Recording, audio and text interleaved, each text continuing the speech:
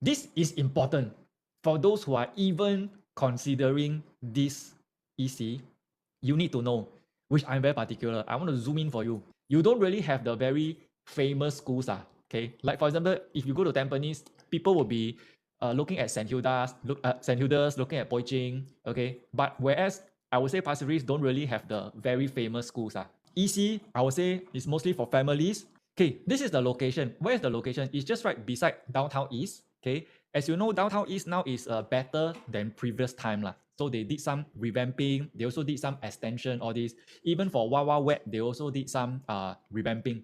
Okay, location is over here, where my cursor is. Okay, on the right side, some of the other condos like watercolors, sea horizon, all those that are already completed already.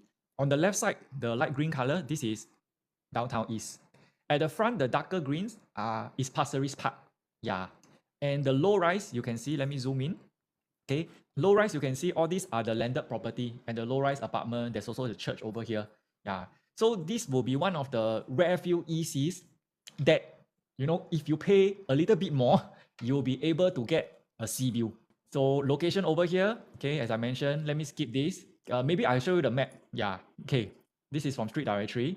So this is the site. 748 units, okay, 11 to 12 stories. As I mentioned, in front of this location are all the lower rise houses, about 4 stories, 5 stories. Pasir Ris Park is just right in front. Okay, what is this? Who is this EC suitable for? It's suitable for those with children. Of course, with downtown East beside you, I'm sure you know there's a lot of stuff. There's NTUC, there's a lot of F&B options, there's Wawa Wet. You can literally walk to the park. Okay. Every project got pros and cons. Okay, these are the so-called lifestyle amenities that you have. The only two downsides that I will say for this Coastal Cabana, number one, you don't really have the very famous schools. Okay, like for example, if you go to Tampines, people will be looking at St. Hilda's, looking at Poi Ching. Okay, but whereas I would say Pasir Ris don't really have the very famous schools. Okay, I'm not saying the schools are not good. I'm just saying it's not the famous schools. Yeah.